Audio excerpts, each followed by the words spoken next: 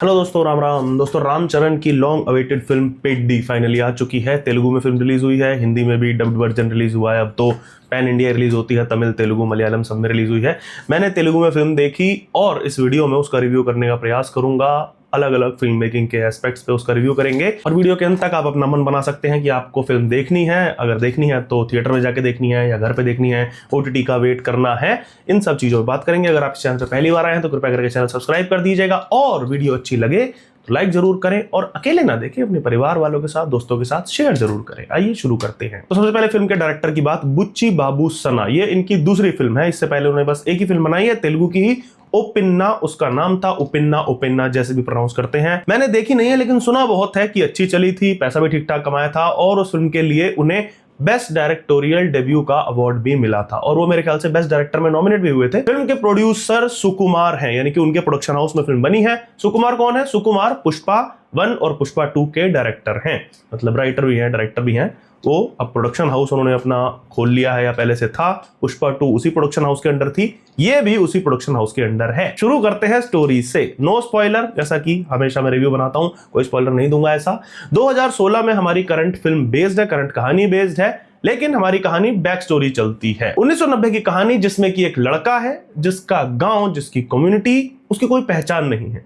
पूरी कम्युनिटी एक रिमोट, एक दुर्गम विलेज में रहती है। मजदूरी करके वो लोग अपनी दिहाड़ी कमाते हैं, पैसा कमाते हैं और उसके बाद अपने गांव में वापस जाते हैं। बड़ी मुश्किल से अपने बच्चों का पालन पोषण कर रहे हैं, उन्हें पढ़ा भी बड़ी मुश्किल से पा रहे हैं। मतलब बड़ी दुर्लभ सी, दुर्गम सी स्थिति में वो लोग रहते हैं। जब वो दिहाड़ी करने के लिए शहर में आते हैं, यूं कहें पास के कस्बे में आते हैं, वहां दिहाड़ी में भी भेदभाव होता है उनके साथ। दूसरी चीज, क्योंकि वो बाहर से आए हैं, कोई पहचान नहीं है, इस कारण लोग उनका शोषण करते हैं। कास्ट वाला नहीं है, उसका मैं लास्ट में जिक्र करूंगा वीडियो के, अभी मैं स्टोरी की बात कर रहा हूं।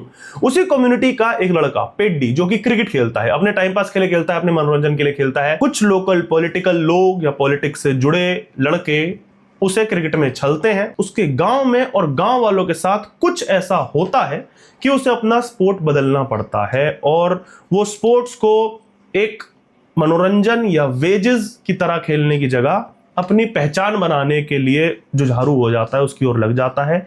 उसे कई स्ट्रगल्स का सामना करना पड़ता है और क्या स्ट्रगल्स हैं, उसका एक पर्टिकुलर लक्ष्य है, वो मैं आपको नहीं बताऊंगा, वो आप फिल्म में ही देखिएगा। और वो उस तक कैसे पहुंच पाता है या नहीं पहुंच पाता है, ये भी बात है। क्या क्या स्ट्रगल्स उसकी आती हैं, यही पूरी कहानी है। एक्टिंग का बहुत इंपॉर्टेंट रोल है फिल्म में और कैरेक्टर बेस्ड फिल्म है तो हमारे मेन लीड की एक्टिंग तो ऑब्वियसली होनी थी तगड़ी। रामचरण की बात करें, जिन्होंने पेड्डी की भूमिका निभाई है, भाई ये बंदा मुझे अल्लू अर्जुन से, एनटीआर से बेटर लगा। पता नहीं क्यों, मैंने पहली बार आरआरआर में देखा था, एक अभी देखा है, बीच में एक दो फिल्में ऐसे ही देखी थी उड़ते उड़ते, लेकिन मुझे बेटर लगा अल्लू अर्जुन की एक्टिंग से भी और एनटीआर से भी। कहीं ना कहीं ठीक है, उनका अपना एक जोन है, लेकिन हाँ, इस आदमी का ऑरा और जोन दोनों है and I think he is a better actor in तीनों के कंपैरिजन में, अगर आप मुझसे पूछोगे तो, मेरा ओपिनियन। बाकी प्रभास से बढ़िया तो खैर तेलुगु में क्या, पूरे देश में क्या, पृथ्वी पर कोई नहीं है। मतलब प्रभास भाई का मतलब मुकाबला यार, मैं रामचरण को पैरेलल छोड़ो कहीं नहीं रख सकता। प्रभास भाई का तो मतलब एलियन से मुकाबला है। लेकिन on a serious note, angry, dramatic, emotional, aura farming, सब में लॉन्डे ने एकदम वैसा परफॉर्मेंस दिया है कि नेल्ड इट। कहां चूक हुई है? चूक हुई है, बिल्कुल हुई है, वो मैं अंत में बताऊंगा। लेकिन एक चीज मुझे नहीं पता चली, मतलब नहीं क्या, वो चीज कंफर्म हो गई कि रामचरण एक बहुत बढ़िया डांसर है भाई। पहली बार नाटू नाटू में मैंने देखा था, डांस की तारीफ भी पूरी हुई थी, उनकी भी, एनटीआर की भी, लेकिन इसमें देख करके कंफर्म हो गया कि भाई अलग लेवल का डांसर है और डायरेक्टर ने पूरी कोशिश करी है उनके इस टैलेंट को यूटिलाइज करने की। अगले एक्टर शिवा राजकुमार, जो गौरा नायडू की भूमिका में है। इस बंदे का ऑरा था और रोल में दम भी था और वो स्क्रीन पर दिखा है। एक एक मिनट जब भी ये बंदा स्क्रीन पे आया है, बढ़िया लगा है। स्ट्रॉन्ग रोल था और स्ट्रॉन्ग रोल उसने बढ़िया निभाया है अपना, जितना भी उनका स्क्रीन टाइम था उसके हिसाब से। जानवी कपूर अच्छी अम्मा बनी है और बहुत अच्छी एक्टिंग करी है दोस्तों जानवी की सुंडी ने। फर्स्ट हाफ में उनका मुश्किल से 8 से 10 मिनट का स्क्रीन टाइम था और सेकंड हाफ में 5 मिनट होगा, गाने वाने हटा दो तो। भाई मुझे पूछना है बुच्ची बाबू सना से, क्यों मजे लिए तुमने इस लड़की के? मतलब क्यों लिया तुमने इसको फिल्म में? मतलब असल जानवी को क्यों लेने की जरूरत पड़ी? उसकी कमर के, उसकी नेवल वगैरह के फोटोज ले आते, बी-रोल्स ले आते घर से बना के, वो डाल देते ऐसे ही। ऑन अ सीरियस नोट, इस फिल्म के बेसिस पे जानवी को जज नहीं किया जा सकता। मतलब आप कहोगे कि क्या इतनी बढ़िया एक्टिंग कर देती है वो नॉर्मली? नहीं, सबने गुंजन सक्सेना देखी है, मतलब नहीं देखी है। अबे साले, एक्टिंग का कोई मतलब नहीं था, क्योंकि जैसा कि मैंने बताया फर्स्ट हाफ में वो अपने 8-10 मिनट में वही ओवर एक्सप्रेसिव सी एक्टिंग कर गई, और सेकंड हाफ में भी लगभग वही सेम स्टोरी थी। आसान भाषा में कहूं तो उनका इस फिल्म में होना ना होना बराबर था, और ये इस फिल्म का बहुत बड़ा नेगेटिव भी है। देवेंदु राम बुज्जी के रूप में दिखे हैं, इंट्रो है ये उनका तेलुगु सिनेमा में। नेगेटिव रोल था या नहीं था ये आप लोग खुद जज करोगे, आपको देख करके जज करना पड़ेगा, क्योंकि थोड़ा सा वैसा सही रोल है। बाकी मुन्ना भैया एक एक्टर के रूप में हमने देख रखा है, उनको एक नंबर एक्टिंग करते हैं और यहाँ पे भी सही किया है। ऑरा फार्मिंग का भी ठीक ठाक स्कोप था और वो भी अपनी एक्टिंग से उन्होंने ठीक ठाक निकाल ली। जागापति बाबू सूरी के रोल में है, ये बहुत इंपॉर्टेंट रोल था क्योंकि एक इमोशनल रोल था, और इस पात्र के थ्रू आप फिल्म के एक बहुत इंपॉर्टेंट मुद्दे से कनेक्ट होते हो, इसलिए इस बंदे का रोल इंपॉर्टेंट था, चाहे कम था, लेकिन ये जब स्क्रीन पे आएगा तो शायद आपको रुला देगा, उस तरीके का रोल था। उपेंद्र लिमाये, भाई ये बंदा कौन सी लैंग्वेज छोड़ेगा, कोई मुझे बताओ, इसको कहीं भी डाल दो, मराठी हिंदी तेलुगु, ये आदमी कर लेता है। सही रोल था और उन्होंने एक्सप्रेशंस के साथ बहुत बढ़िया निभाया है अपना role. Boman Irani as usual थोड़े सीरियस, थोड़े ड्रामेटिक, जैसा वो नॉर्मली रोल करते हैं। बाकी बोमन भाई की एक्टिंग पर क्या ही बोलूं, एकदम सदी हुई सी नेचुरल सी एक्टिंग करते हैं एज यूजुअल, जो उनका स्टाइल है। रवि किशन 5-7 मिनट के लिए आए हैं और जितना उनका काम था वो करके चले गए। जरा सी ऑरा फार्मिंग का स्कोप था वो कर गए, 1-2 एक्सप्रेशन दे गए जैसा वो नॉर्मली करते हैं वो कर गए। बाकी कई एक्टर्स हैं जिनका मुझे नाम नहीं पता, लेकिन सपोर्टिंग कास्ट में सबने ठीक ठाक एक्टिंग तो की है। सिनेमाटोग्राफी की बात करें तो एक्शन एज यूजुअल भाई तेलुगु सिनेमा है, ओवर द टॉप, एक्सपेक्ट करो या ना करो आपको मिलेगा। फाइट सीक्वेंस है 2-3 तो फर्स्ट हाफ में ही आ जाते हैं, बाकी सब कुश्ती है सेकंड हाफ में मेनली, जहां सिनेमाटोग्राफी ठीक ठाक हुई है, कुछ पहाड़ वगैरह के शॉट्स हैं वो तो सब वीएफएक्स हैं, और गेम जहां पे भी हुआ है जैसे कि कुश्ती क्रिकेट दिखाया गया है, वहां सब जगह सिनेमाटोग्राफी ठीक ठाक हुई है। क्या है कि साउथ इंडियन सिनेमा में इससे बेटर मैंने भी देखी हुई है और मुझे पता है आप लोगों ने भी देखी हुई होगी, तो मैं बहुत औसम नहीं कहूंगा, लेकिन हाँ खराब नहीं है, ओके ओके सा है। एडिट भाई यहाँ पे गड़बड़ हुई है मेरे अकॉर्डिंग। अब ये मैं मेरे अकॉर्डिंग क्यों कह रहा हूं, cause not according to Telugu speaking people या फिर तेलुगु स्पीकिंग ऑडियंस। 3 घंटा 9 मिनट की फिल्म है और कहानी 3 घंटा 9 मिनट की किसी हिसाब से नहीं थी। अगर फालतू वाले गाने स्लोमो इसमें से हटा दिया जाए, फालतू का रोमांस जो डाला गया है फिल्म में वो हटा दिया जाए, तो शायद फिल्म 2:40 की हो जाती। थोड़ी ऑरा फार्मिंग कम कर दी जाती सारे एक्टर्स की, थोड़ी सी 2-3 मिनट, तो 2 घंटा 30 मिनट की फिल्म रह जाती। लेकिन दैट्स वेयर आई डिफर, और मैंने कहा कि तेलुगु ऑडियंस शायद ये सब चीज पसंद करती है। मैं ये लेट कर रहा हूं क्योंकि मैंने जितनी फिल्में देखी हैं उससे यही जज हो रहा है कि लोग स्क्रीन पर ये देखना चाहते हैं। जनरली मुझे लग रहा है, मुझे थिएटर में बैठ के ऐसा नहीं लगता, लेकिन मुझे लग रहा है जनरल ऑडियंस देखना चाहती है, क्योंकि इसीलिए शायद डायरेक्टर बना रहे हैं, क्योंकि फिल्म बहुत कट सकती थी। 3 घंटा 9 मिनट की फिल्म किसी एंगल से नहीं है। बाकी एडिटिंग में वीएफएक्स की बात करूं तो ट्रेन एटसेट्रा और जंगल के जो सीन है वो शॉट्स ओके ओके हैं, बहुत एवरेज हैं, वो बढ़िया तो मैं किसी एंगल से नहीं कहूंगा, और बेटर हो सकता था, लेकिन मुझे लगता है डायरेक्टर ने कोशिश ही नहीं की क्योंकि वो मेन फोकस नहीं था। मैं कह रहा हूं ना कि रामचरण के कैरेक्टर के अराउंड पूरी स्टोरी है, लगभग फिल्म के हर फ्रेम में रामचरण तो है ही। कलर टोन मजेदार सा लगा मुझे, 1990 का लुक देने के लिए, वो विंटेज सा फील देने के लिए, विंटेज वाइब देने के लिए येलो स्टोन यूज हुआ है नॉर्मली जो होता है। फाइट सीक्वेंस और रात के शॉट्स में थोड़ा सा ब्लू टोन दिया है। बाकी पूरी फिल्म पता नहीं क्यों थोड़ी सी वो ब्रेकिंग बैड का जो मेक्सिको था ना उसके जैसी कहीं कहीं वाइब देती है। अब जान करके किया है या वो हो गया लट मारने के चक्कर में, लेकिन किया है। म्यूजिक रहमान का म्यूजिक है। पेड्डी का जो करेक्टर है उसके 2-3 बैकग्राउंड स्कोर हैं, म्यूजिक भी है, लिरिक्स भी है, कहीं पे इंग्लिश का रैप सा आ जाता है, कहीं पे नॉर्मल म्यूजिक आ जाता है, मतलब तेलुगु लिरिक्स आ जाते हैं। ओके ओके है यार, काइंड ऑफ गुड, क्योंकि not best according to south Indian cinema. South Indian cinema से म्यूजिक तो मैं बढ़िया एक्सपेक्ट करता हूँ हर कैरेक्टर का, तो यहाँ पे मैं कहूंगा कि not the best but okay okay. लेकिन बैकग्राउंड स्कोर कौन सा बढ़िया है, 1990 का जो हमारा एरा है उसमें, मतलब वैसे तो पूरी फिल्म 1990 है, उसमें जो क्रिकेट खेल रहा है जब हमारा पात्र, कुश्ती लड़ रहा है जब हमारा पात्र, रनिंग कर रहा है जब हमारा पात्र, तीनों स्पोर्ट्स के अलग अलग बैकग्राउंड स्कोर हैं और तीनों के बहुत स्ट्रांग हैं, वो मुझे बढ़िया लगे। बाकी भी इमोशनल, एक्शन, सस्पेंसफुल, ड्रामेटिक भी है, वो बैकग्राउंड स्कोर सारे बढ़िया है। लेकिन यहाँ पे वही बात आ जाएगी, साउथ के हिसाब से इसमें नंबर कटेंगे क्योंकि अनिरुद्ध जैसे लोगों ने लेवल बहुत बढ़ा दिया है भाई म्यूजिक का। इस चक्कर में अगर हमें अच्छा म्यूजिक भी मिले तो वो भी एवरेज लगने लगता है। गाने राई राई रारा करके वही सबसे ज्यादा चल रहा है, चिकीरी चिकीरी करके एक गाना है, वो पता नहीं क्यों है, राई राई भी और चिकीरी भी, ये बस रामचरण का डांस दिखाने के लिए। मैंने कहा ना, डायरेक्टर ने पूरा यूटिलाइज किया है रामचरण के टैलेंट को। लेकिन हाँ, चिकीरी का म्यूजिक ठीक लग रहा है सुनने में। आइटम नंबर कोई पॉइंट नहीं था, श्रुति हसन दिखानी है बस आपको, कोई जरूरत नहीं थी, कहानी में कोई नीड नहीं थी। जहां पे वो आता है आप कहोगे ये क्यों आ रहा है और कैसे आपने इंटीग्रेट कराया ये पिक्चर में। रामचरण का डांस दिखाना था आपको, श्रुति हसन की बॉडी दिखानी थी और जानवी का थोड़ा सा स्क्रीन टाइम बढ़ाने के लिए। और थिएटर में आप थोड़ी सी सीटियां एक्सपेक्ट कर रहे होगे, हालांकि मैं जिस थिएटर में था वहां पे सीटी तो क्या किसी की ने चीयर भी नहीं किया।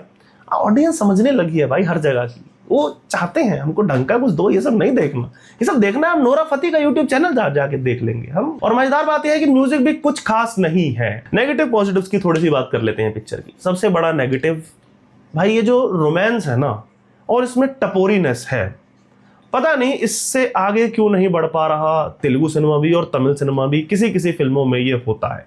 वो पुष्पा टाइप रोमांस है ना, कि लड़का लड़की को पहले एनकाउंटर में अंधेरे में किस कर ले रहा है, क्यों?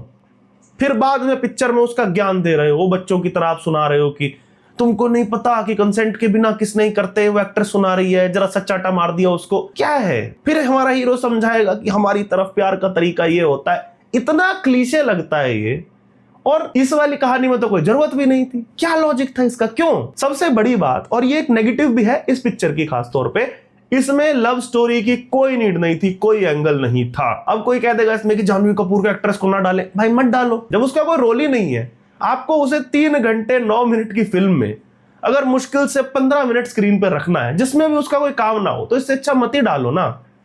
दूसरा नेगेटिव जो कि मैंने कहा था लास्ट में बताऊंगा, इस चीज की वजह से रामचरण की एक्टिंग ढीली पड़ी है। रामचरण कहां हल्के पड़े हैं? अपने रोमांस वाले रोल में। वही मैं कह रहा हूं, पता नहीं क्यों पूरा तेलुगु सिनेमा केवल वो टपोरी टाइप रोमांस ही कर पा रहा है, ना जाने क्यों। ये वाला मत करवाओ, ऐसा बीड़ी लगा के एकदम चूम ले रहा है उसका, और मतलब नाभि से ही देख रहा है भाई, वो शक्ल नहीं देख पा रहा। और इसमें तो बोल दिया क्या है, शक्ल वकल भी देखो। तो ये पता नहीं क्यों कर रहे हैं, 2026 में भी यही चीज चल रही है, पता नहीं, इससे आगे बढ़ना चाहिए। पूरा ऑरा खराब होता है एक्टर का, और ओवर एक्टिंग भी लग रही थी। रामचरण जहां जहां रोमांटिक सीन थे ना, वहां पे बहुत अजीब लगा है मुझे, उसे नहीं करना चाहिए था। वही 5-10 मिनट जो स्क्रीन के थे, बहुत खराब लगा है उतने सीन्स में। अगला नेगेटिव चीज की फिल्म एक्ट्रेस की मैंने बात करी, कोई रोल नहीं था, ऐसा लगा रोल लिखा ही नहीं गया स्क्रिप्ट में उसके लिए। मैंने कहा ना, फिल्म में उसका होना ना होना बराबर था। तो डायरेक्टर से ये क्वेश्चन हो सकता है कि आपने लिया ही क्यों, इनको कोई पॉइंट नहीं है उसका। एक चीज नेगेटिव, मतलब उसे नेगेटिव कहूं भी या नहीं भी, कि नॉर्थ साउथ डालने का ट्राई किया है, लेकिन इसे प्रॉपर्ली नेगेटिव मैं नहीं कहूंगा। उसका कारण है, क्योंकि मतलब स्पॉइलर नहीं है, स्पोर्ट्स का सीन है, मैं बताऊंगा नहीं कौन सा स्पोर्ट में है, लेकिन हाँ स्पोर्ट्स है तो राइवलरी दिखानी होगी, और देश के अंदर ही दिखानी होगी। सीधी सी बात है, जब बंदा देश के अंदर ही खेल रहा है ना, ऐसा तो है नहीं इंटरनेशनली खेल रहा है, उस जगह पे वो राइवलरी दिखाई गई है। अब उसमें नॉर्थ का भी जिक्र आया है, और पर्टिकुलर सरनेम बोला गया है किसी कम्युनिटी का। हो सकता है वो कम्युनिटी ऑफेंड हो जाए, ऑफेंड तो देखो किसी भी चीज पे हो सकते हैं, लेकिन इसमें हमें ये पॉइंट सोचना होगा कि फिल्म में अगर कहीं भी नेगेटिविटी दिखाते हैं या राइवलरी भी दिखाते हैं, तो कैसे दिखाएंगे फिर अगर देश के अंदर ही है तो? जैसा हाल हो गया है, मतलब विलन अब या तो वही धुरंधर की तरह दिखाए जा सकते हैं, और धुरंधर ही बनाते रहो बार बार, कि जिसमें विलन पाकिस्तान होगा या कोई और देश होगा या चाइना होगा, या फिर हम इतिहास में चले जाएं, वही बनाते रहें, वो बाहरी आक्रांता हैं, मुगल मेनली, बार बार वही बनाते रहिए। इस पर थोड़ा सा सोचना होगा। लेकिन यहाँ पे एक और इंपॉर्टेंट चीज है, और मैं इसे नेगेटिव क्यों नहीं कह रहा हूं, कि ये जो नॉर्थ साउथ वाला दिखाया है, या किसी पर्टिकुलर ग्रुप को भी दिखाया है, उनको विलन की तरह नहीं दिखाया है। मैंने कहा ना राइवलरी है, तो वो राइवल्स हैं, वो भी अपना काम कर रहे थे, आप भी अपना काम कर रहे थे। अरे राइवलरी हो गई, ठीक है, कभी हम जीते कभी तुम जीते, लेकिन ऑफेंड होने वाले ऑफेंड हो सकते हैं, पर समझने वाले समझेंगे भी, क्योंकि जो हमारा बंदा है वो एंटोगनिस्ट नहीं है, विलन नहीं है। अब एंटोगनिस्ट कौन है फिल्म में? ये एक पॉजिटिव है इस फिल्म का, कि antagonist is kind of system, वो सिस्टम जो अपने ही लोगों को, अपने ही देशवासियों को पीछे छोड़ आता है। ये फिल्म काइंड ऑफ वो विजय की वो तमिल फिल्म्स है ना, मैंने देखी नहीं है, लेकिन मुझे पता है जिस तरीके की फिल्में वो बनाता था, कि लास्ट में लड़ता था सिस्टम से और खुद बन के आता। किसी में पुलिस वाला है, किसी में आईपीएस है, किसी में कोई गरीब गांव वाला है, और वो लड़ता है सिस्टम से। इसी तरह हमारा प्रोटैगनिस्ट है यहाँ पे कि वो पूरे सिस्टम से लड़ता है और फिर जीत करके आता है। वो Shivaji the boss type vibe भी आप उसे कह सकते हैं। तो यहाँ पे टेक्निकली एंटागनिस्ट फिल्म में आप ढूंढना, इससे ज्यादा नहीं बताऊंगा। एक पॉजिटिव जो मैं कहूंगा कि कास्ट वाला एंगल इन्होंने बोला नहीं, यानी कि टारगेटिंग नहीं करी। जैसा कि मैंने कहा, अछूत दिखाया है, बोला है कि हमसे इस तरीके के काम कराते हो आप, हमें आधी लेबर देते हो, हमें नेम कॉलिंग करते हो, हमें अपने से भिन्न समझते हो, लेकिन किसी पर्टिकुलर को टारगेट नहीं किया गया है। ये जब आप फिल्म अंत तक देखेंगे ये समझ जाएंगे कि असल लड़ाई उनकी आपस में थी ही नहीं, या राइवल वो आपस में थे ही नहीं, राइवल कोई और ही था जिसकी वजह से पूरा सिस्टम चल रहा था। तो ये चीज मैं पॉजिटिव में गिनता हूं कि डायरेक्टर ने अपनी बात भी कह दी, और ठीक है, कोई ग्रुप ऑफेंड भी नहीं होगा, वरना ऐसा होता है ना कि जानबूझ के टारगेट किया जाता है कि भाई ये ब्राह्मण है या ये राजपूत है, ये बनिया होता था तो ये अमीर हुआ करते थे, ये गरीब दलित या आदिवासी। ये नाम नहीं लिया गया है, ये बोला गया कि आउटसाइडर हैं, इनकी पहचान नहीं है, इनकी पहचान डेवलप नहीं होने दी, इनका कोई गांव नहीं है, इस तरीके से चीजों को बोला गया। तो मैं इसे एक पॉजिटिव नोट की तरह देखता हूं। मेरा एक पर्सनल पॉजिटिव कि it was better than Pushpa. मतलब भाई मैंने पुष्पा 1 देखी है, कई चीजों में पुष्पा जैसी है, जैसे कि मैंने कहा ना, रोमांस में वो टपोरीनेस है, over hyping the single character, वो तो होता है भाई, जब कैरेक्टर बेस्ड फिल्म बनेगी, चाहे साउथ में बने चाहे नॉर्थ में बने, एक कैरेक्टर पे बेस्ड है तो उसी के अराउंड सब कुछ होता है, लगभग हर फ्रेम में वो होता है। Fight sequence over the top है, वो भी होता है साउथ इंडियन सिनेमा में, पुष्पा में भी वही था, बट स्टिल इसमें कहानी थी, कुछ एकदम चौंकाने वाला या बहुत नया ऐसा कुछ नहीं लिख दिया। मैंने बताया ना, वो सिस्टम से लड़ाई वाली हमने बहुत कहानियां देखी हैं, शिवाजी द बॉस, विजय की बहुत सारी फिल्में इसी तरीके की होती हैं, क्रांति व्रांति वो कर रहा होता है, लेकिन इसमें उसको भी स्पोर्ट्स के माध्यम से एक अलग एंगल लेकर के दिखाया गया। तो मैं कहूंगा कि हाँ, अच्छी लिखाई और बेटर देन पुष्पा। एक्टिंग में मैं कहूंगा कि रामचरण बेटर देन अल्लू, जैसा कि मैंने पहले भी कहा, और वो भी एक कारण है। अगर आप रामचरण की एक्टिंग देखना चाहते हैं तो ये फिल्म आप देखिए, but not better than Prabhas भाई। सबको पता होना चाहिए, he is the best in the whole आकाशगंगा, मिल्की वे गैलेक्सी। अभी स्टीवन स्पिलबर्ग की एक फिल्म आ रही है, डिस्क्लोजर डे, अगले हफ्ते आएगी। अगर आपको रिव्यू चाहिए तो मुझे कमेंट में बता देना, मैं तो देखूंगा ही, क्योंकि एलियंस को लेकर के फिल्म है, उससे रिलेटेड है, और मुझे उसमें अगर एलियन है तो उनकी एक्टिंग देखनी है। समझ रहे हो ना आप क्यों देखनी है, और समझ गए हो तो कमेंट करके बता देना। तो दोस्तों ये था पेड डी फिल्म का रिव्यू। मुझे फिल्म कैसी लगी, मैंने फिल्म मेकिंग के एस्पेक्ट्स पे आपको बता दिया। अब आप डिसाइड करिए कि फिल्म देखनी है, अगर देखनी है तो थिएटर पे देखनी है या ओटीटी का वेट करना है। मैं कहूँगा 1 टाइम वॉच तो फिल्म है, अब आप अपना मन बना लो कि कैसे देखनी है। और अगर आपने वीडियो यहाँ तक देखा है तो कृपया करके चैनल सब्सक्राइब कर दीजिएगा। अगर वीडियो अच्छा लगा हो तो अपने दोस्तों के साथ, परिवार वालों के साथ शेयर जरूर करें। अपने विचार कमेंट्स में बताइएगा, और यहाँ तक वीडियो देखने के लिए आपका बहुत बहुत धन्यवाद।